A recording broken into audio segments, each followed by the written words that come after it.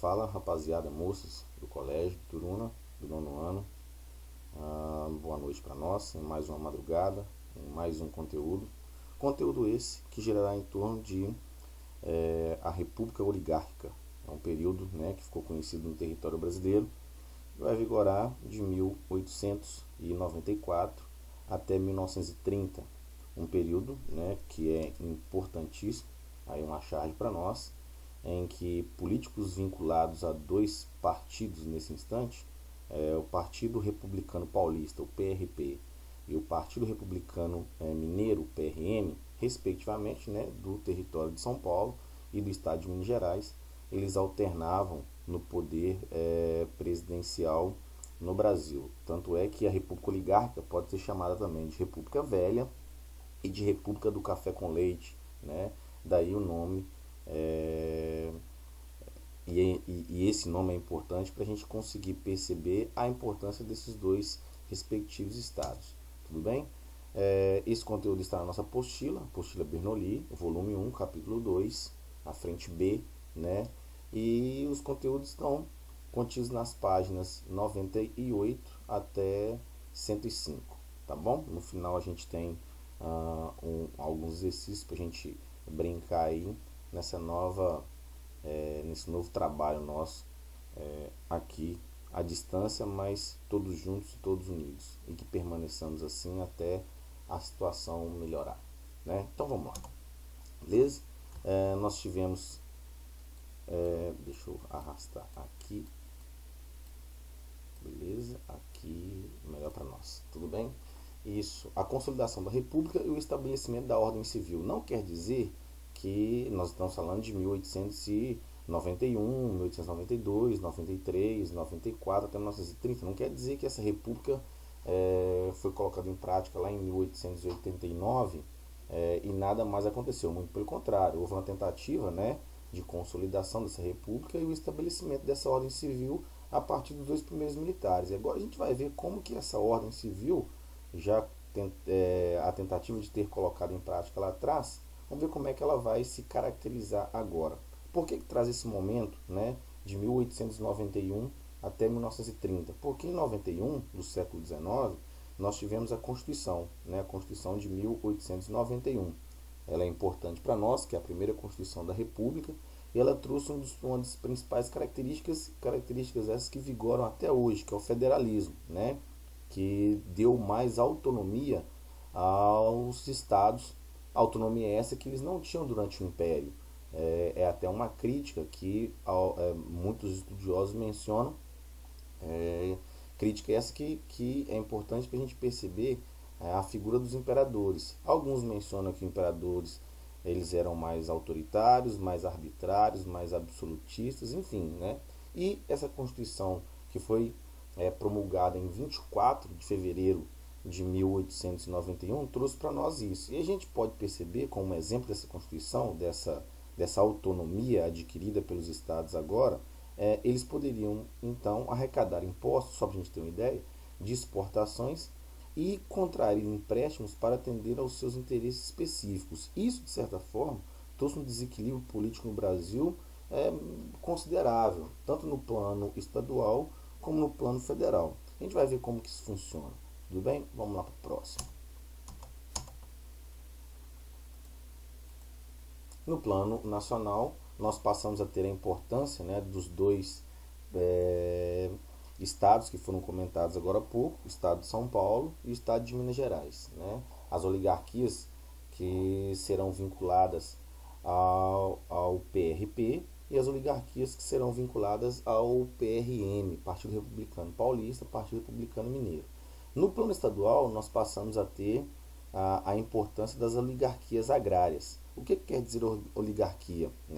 O conceito gira em torno vem do grego, oligarquia, e significa exatamente o governo, o poder sendo colocado em prática por pequenos grupos.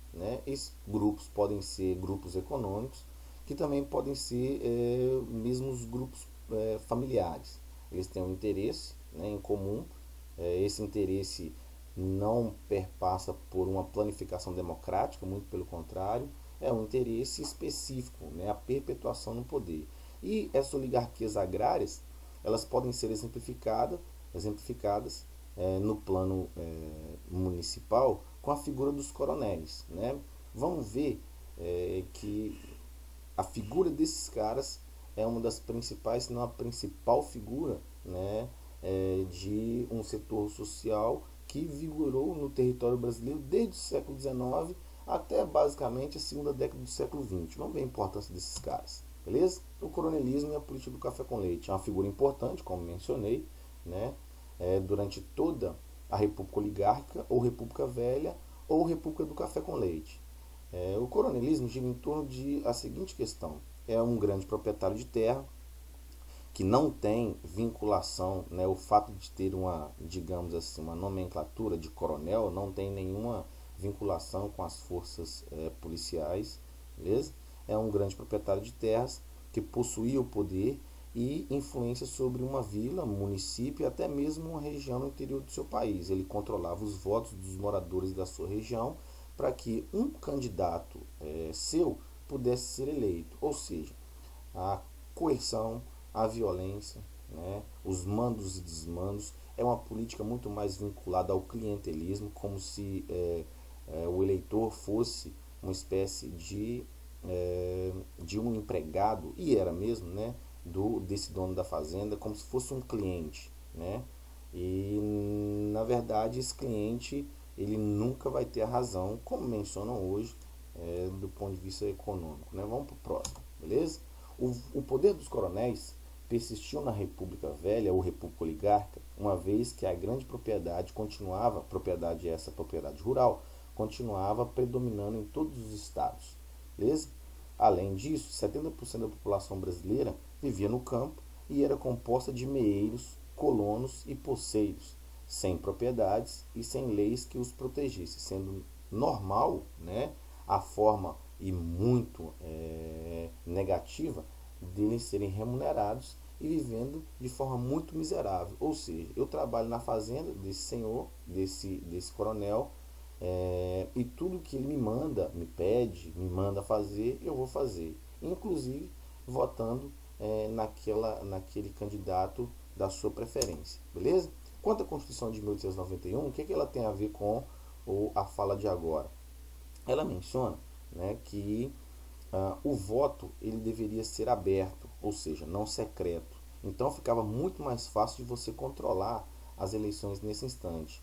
E nesse instante não existia uma justiça eleitoral. Quem controlava o processo eleitoral no território brasileiro eram os próprios que queriam que os seus candidatos entrassem. Então eles iam fazer de tudo para que os seus candidatos pudessem ser eleitos. Por exemplo, o voto fantasma, o voto de cabresto, que são nomenclaturas importantes para a gente entender o processo eleitoral nesse instante. O voto fantasma tem como um conceito basicamente o seguinte: as pessoas morriam, mas elas votavam a si mesmas. O que eu quero dizer com isso? Mesmo elas estando mortas, alguém votava para elas. Não tinha como fiscalizar, não tem nem quem fiscalizava, né? Então era muito fácil você burlar todo esse processo. E o voto de cabresto. A gente utiliza essa metáfora para a gente perceber que o eleitor nesse instante ele era basicamente um animal, né? Um cavalo, uma mula, um burro, que você coloca o cabresto, consequentemente você, dando comando a esse animal, você consegue levá-lo aonde quer que você queira, beleza? Então vamos lá para o próximo. Aqui algumas charges, né? Charge essa aqui ela é interessante, né? Que está a soberania, a democracia. Aqui é o produtor rural, é o doutor, né? E não faço alusão a algum mal médico, muito pelo contrário, a forma de mencionar doutor aqui é apenas uma nomenclatura utilizada. E aqui o eleitor, né? Simbolicamente tido como asno, como burro, que aqui o cabresto, como mencionei, né? Ele, uma vez colocado, ele pode ser levado a qualquer lugar caso o condutor queira. Aqui, né, possivelmente não um coronel, uma chargezinha, e aqui o seu jagunço. Né? Aqui uma outra charge que menciona para nós o poder coercitivo do coronel e o eleitor. E aqui uma charge do final do século XIX, início do XX, que menciona para nós o voto fantasma, né? Aí a descrição aqui. Então vamos para o próximo, beleza? Algumas fraudes que eram praticadas durante a República Velha. Atas eleitorais com rasura, mais uma vez menciono, né? Não teria como a gente fiscalizar nesse instante, porque não havia os órgãos competentes. As práticas fraudulentas, elas vão continuar existindo, isso é uma característica, né, das eleições republicanas no território brasileiro, desde quando a República foi criada, mas a tendência foi a, a fraude diminuir, né, consideravelmente com o Getúlio, né, porque a partir de 1930, com a entrada dele, a gente vai ver nas próximas aulas, que foram criadas várias instituições que ficaram encarregadas de tentar organizar todo esse processo eleitoral e para, consequentemente, não deixarem essas fraudes continuarem existindo. Por exemplo, uma justiça eleitoral, um Ministério da Justiça, né, um sistema eleitoral um pouco melhor organizado. Tudo bem? Agora vamos voltar para os nossos comentários aqui. Algumas fraudes que eram praticadas durante a República Velha, né, atas eleitorais com rasuras, alterações e emendas feitas à ponta de canivete e com raspões de lixa, ou seja, eu não concordo com daquele dado resultado, eu vou e altero, falsificação de assinaturas, comparecimento de eleitores em número superior ao existente, por exemplo, deveria estar, né, contido cerca de 10 eleitores, mas no final das contas vão ter 20 votos. Né? Como assim? A matemática não bate. Mas para esse instante era super normal o sumiço de urnas, né? E os votos que eram destinados aos adversários eram contados a favor do candidato dos grupos oligárquicos, ou seja, eu posso fazer isso. Né? Era uma situação que existia em grande quantidade no território brasileiro. Beleza? Vamos mais para alguns outros comentários. Né? Algumas informações importantes.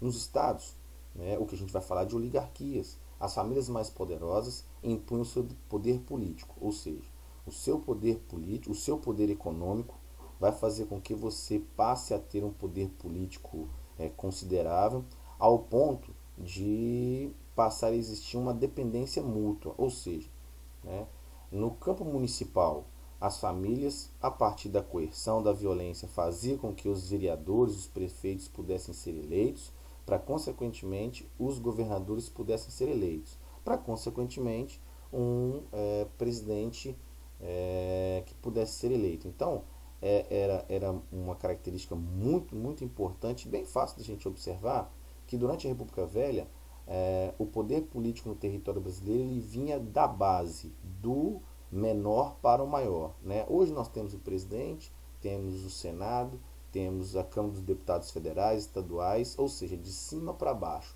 Nesse instante aqui para nós, é o contrário, é a partir dos municípios que a política governamental no estado e, consequentemente, o chefe do executivo, ele chegava lá. Do ponto de vista, logo, né, existia uma dependência mútua entre os chefes municipais e os estaduais, para que no campo federal, e esse campo federal vai ter a alternância, né, entre São Paulo, PRP, Partido Republicano Paulista, e Minas Gerais, PRN, Partido Republicano Mineiro, eles buscavam, de forma alternada, se manter no poder, controlando os principais cargos desse poder executivo. Tudo bem?